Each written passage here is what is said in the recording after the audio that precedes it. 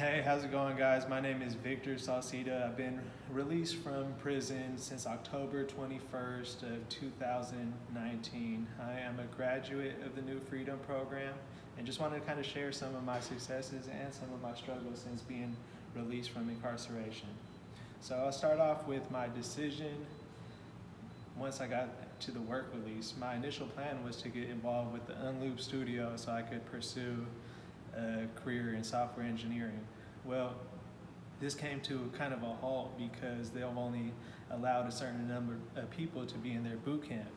So I had to figure out what I wanted to do. I really wanted to learn how to code. I thought it was going to be an amazing opportunity for me, but they weren't going to pay me, so I had to look for a job.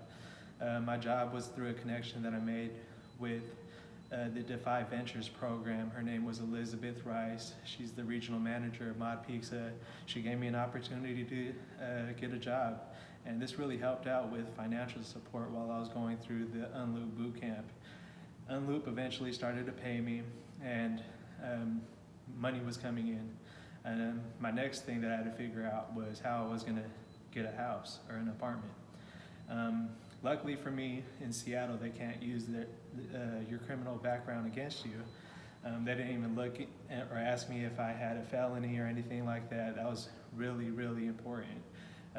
The program that I took advantage of was the MFTE program, which was a low-income affordable housing program that will give you, some money off of the rent.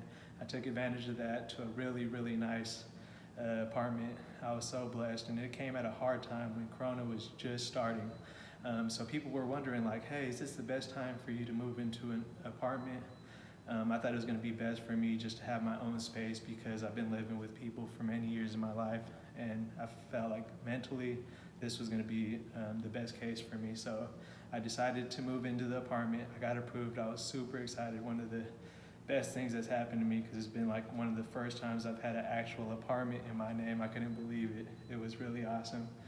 But anyway, I had to figure out what I was going to do with my job situation. I knew that I didn't want to flip pizzas for the rest of my life. And I wanted to kind of devote myself to education and just computer coding. I knew it was going to take a lot more out of me. So I had to make the conscious decision to leave Mod Pizza, and my hours were getting cut anyway due to COVID, so it was a really easy decision for me. It was just giving me time to focus on coding, which it did, and then through my workout organization, F3, I recommend to everybody. I actually met a CEO of a tech consulting firm that actually gave me an internship running an email marketing program. So I learned a lot through the program. There's a lot of good connections, a lot about the industry that I was looking to get into. But unfortunately, it wasn't something that I was going to school for. I wanted to be a software engineer. So I just took this as an experience to learn from. I gave it my all, and I learned so much from the experience. Super grateful. They were not even concerned with my criminal background. They were super supportive, embracing, and they just felt like a company that I could work for. So I ended up taking the internship for a 6-month term.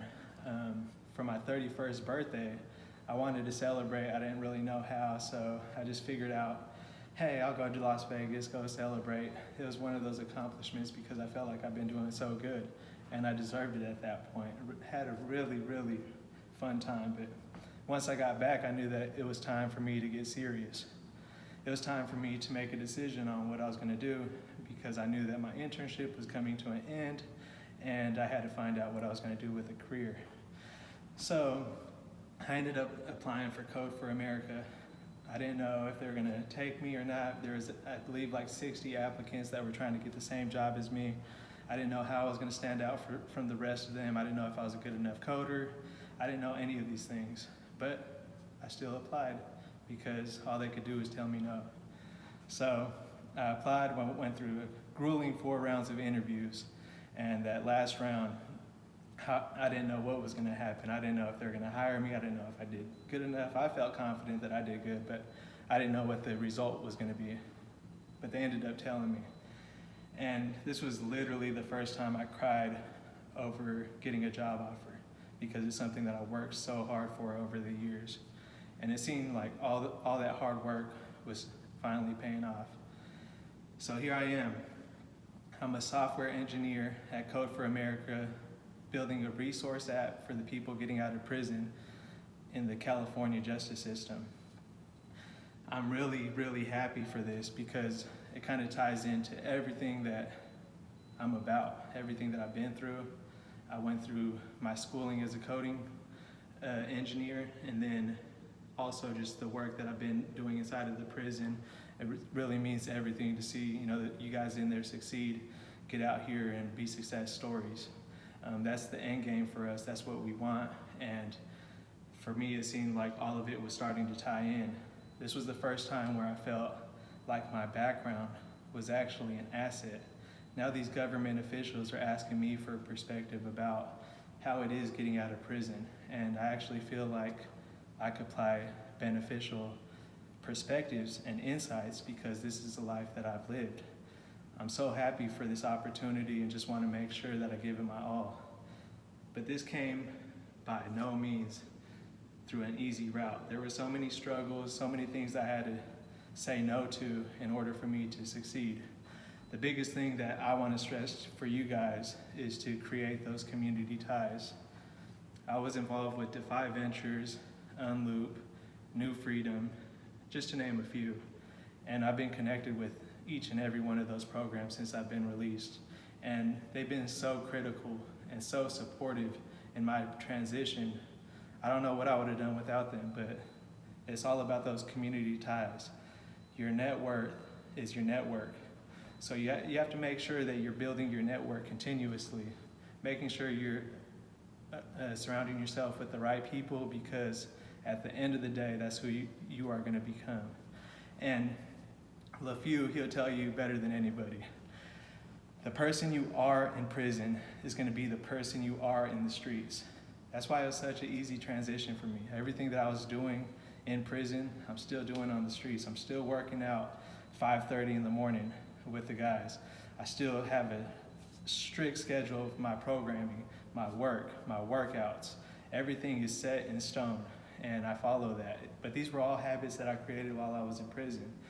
Staying away from, gossip, staying away from negative behaviors. These things really, really mean something out here. So I want you guys to really focus on what you're doing inside of there. What are you doing at the moment to better yourself? How are you preparing yourself for a successful future? Because nothing's going to come easy out here. It's how much work you're willing to put in, especially while you're in prison and don't have nothing to do. So I want you to encourage you guys to give it your all, because it could really be done. I had no prior experience in my career field. I learned all of this stuff in prison. I believe all you guys can do it too. Whatever you guys set your minds to, I really want you to succeed, because I've done it. I just want to give you guys the hope to let you guys know that whatever you guys set your minds to, you could do it. You could find a new freedom. You could leave that life behind you and become a new person. My criminal record has not stopped me 1 second since I've been out here.